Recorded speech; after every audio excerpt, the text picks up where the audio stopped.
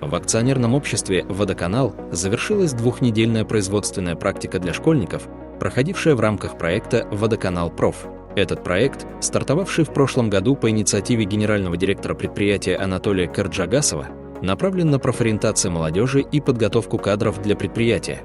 Проект действует уже 2 года, в нем задействованы школы и техникумы города Якутска. В этом году ученики 8 классов городских школ получили возможность пройти обучение в Якутском промышленном техникуме. Для школьников были организованы экскурсии на водозаборные сооружения, химико-бактериологическую лабораторию и насосную станцию. Здесь им подробно рассказали об этапах очистки воды, системе водоснабжения и водоотведения города, а также о строгом контроле качества питьевой воды. Практические занятия позволили получить полезные навыки. Проект «Водоканал Проф» демонстрирует заинтересованность предприятия в подготовке будущих кадров и популяризации технических специальностей среди молодежи. Участие в проекте помогает школьникам осознанно выбрать будущую профессию и получить ценные знания и навыки.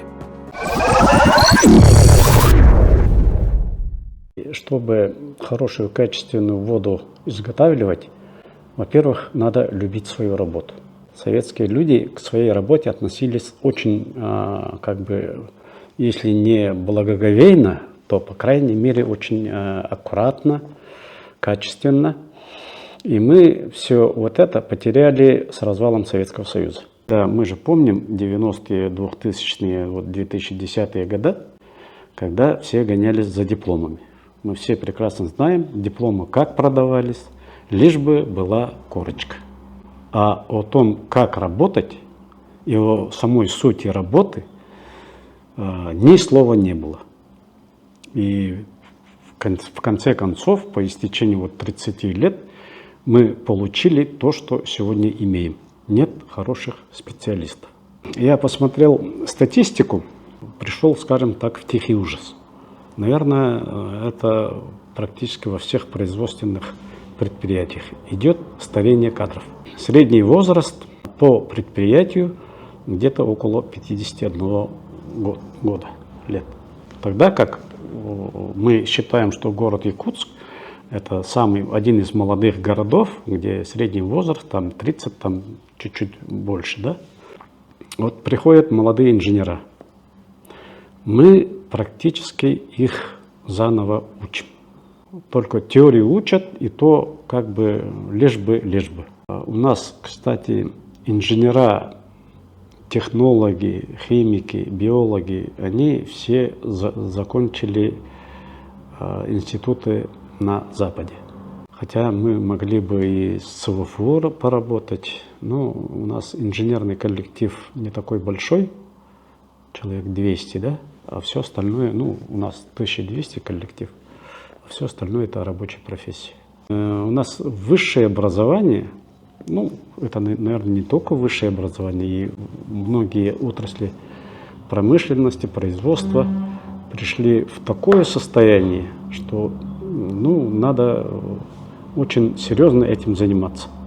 Конечно, в кадровой политике в республике все-таки делается немало. Подвижки есть, но хотя, к сожалению, весной этого года у нас одна уважаемая структура предложила нам подписать соглашение по подготовке кадров. И знаете в этом соглашении что? В этом соглашении прописано, что мы чуть ли не каждую неделю должны отчитываться, сколько детей обучили, сколько что сделали и так далее, так далее, так далее. Понимаете, чтобы вот эти отчеты писать, нам придется еще одного человека содержать. Поэтому мы предложили поменять текстовку, отчеты отчетами, но нужны какие-то реальные подходы.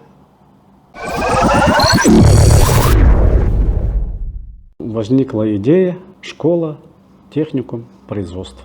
Общество должно повернуться к рабочим профессиям обратно лицом. Мы начали профориентационную работу со школьниками. Имеете среднее техническое образование? Неплохо. Ничем не хуже, чем высшее образование. Воду одной ручкой не сделаешь. Там надо пахать, там надо знать свою работу, любить свою работу. Мы в первую очередь, когда встречаемся со школьниками, начинаем именно с этого. И когда дети приходят, смотрят вот на экскурсии, как очищается вода, водочистную станцию, они приходят вообще в восторг. Мы сначала начали с позапрошлого года экскурсии проводить. В первую очередь, чтобы было у подрастающего поколения понимание того, что, откуда и как берется, какими усилиями. Мы, когда в этом году подписали соглашение с школами, школа, два техникума, это промышленный техникум и коммунально-строительный техникум, и водоканал тройственные соглашения. И мы обещали тем детям, которые как бы присоединились к этому проекту, в течение зимы они проходят обучение, в том числе с участием наших специалистов. Да? Если они придут к этому проекту, то обязательно будет, во-первых, открыты двери техникумов и будут открыты впоследствии двери водоканала, что у них уже будет как бы место, чтобы они могли поступить к нам на работу.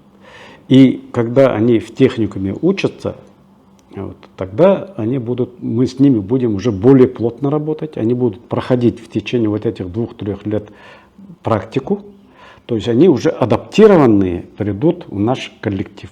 На данный момент мы работаем с 5 школами. Это 33-я школа, 21-я школа, 15-я школа, 10-я школа и 13-я школа. Когда мы посмотрели, в каких школах учатся дети наших работников, максимальное количество учатся именно вот в этих 5 школах. Принцип очень простой. Ихние дети, если захотят, а трудовые династии никто не отменял, да, работать, то двери, конечно же, открыты. У нас, кстати, есть очень достаточно хорошие, большие трудовые династии, у которых там от 100 и выше до за 200 лет стажу, совместного стажа. Все вот те ребята, которые у нас прошли этим летом уже практику у нас, они вообще очень довольны, и многие из них выразили готовность пойти в техникум и потом прийти к нам на работу. Впоследствии возникнет желание получить инженерное образование, то, конечно, мы этому препятствовать не будем, мы только будем поддерживать. Вот этим летом совместно с техникумами, вот тех ребят, которые в течение зимы проходили вот этот образовательный процесс, им вручили сертификаты. При наличии сертификата вот эти техникумы их берут в первую очередь. У нас даже вот родители спрашивают уже, да, а нужно еще на практику?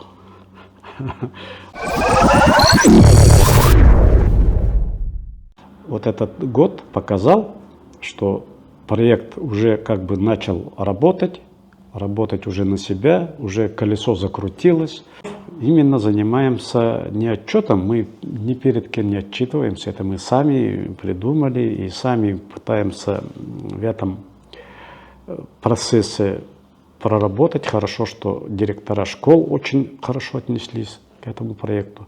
Хорошо, что директора техникумов очень хорошо отнеслись к этому проекту.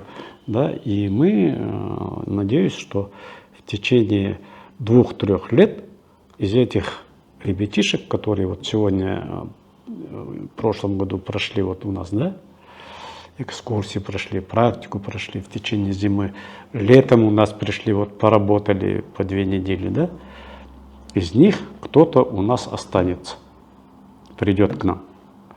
И мы эту работу будем усиливать не ради отчета, а для того, чтобы к нам пришел, во-первых, более-менее подготовленный специалист, который уже знает наше производство, человек, который уже знает наш коллектив, где наши объекты и что мы делаем, да?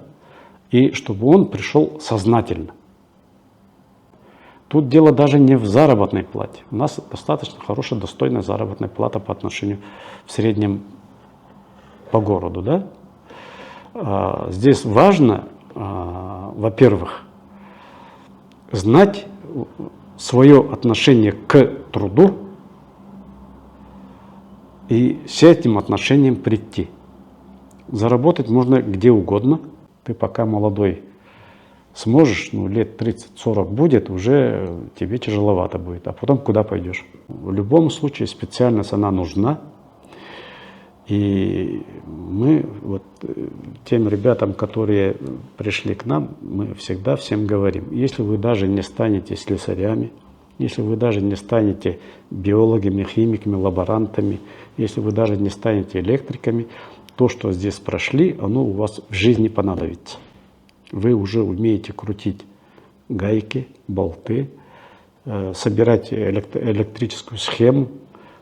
Это все понадобится дома. Мы не вечные, мы скоро уйдем. Наши специалисты, рабочие уйдут, потому что человеку 60 лет, 65 лет уже, да, тяжело.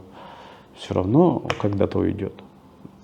Хотим мы удержать предприятие на том уровне, который мы сегодня подняли, да, чтобы чистую воду подавать. А чистую воду подавать это не очень просто, это же целая технология.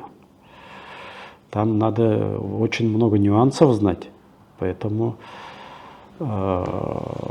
если хотим, давайте мы займемся детьми своими.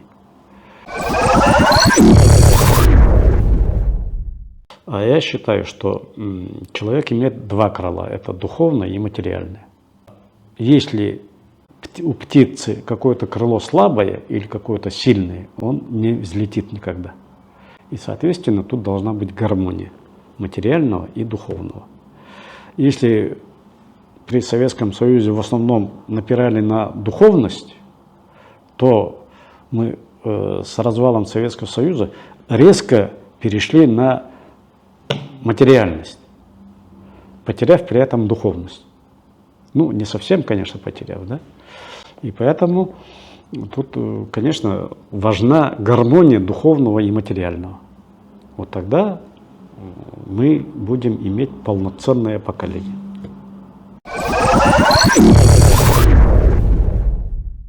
СМИ телепрограмма «Точка взаимодействия» теперь имеет возможность создания имиджевых телепрограмм с дальнейшим размещением на телеканалах и в социальных сетях.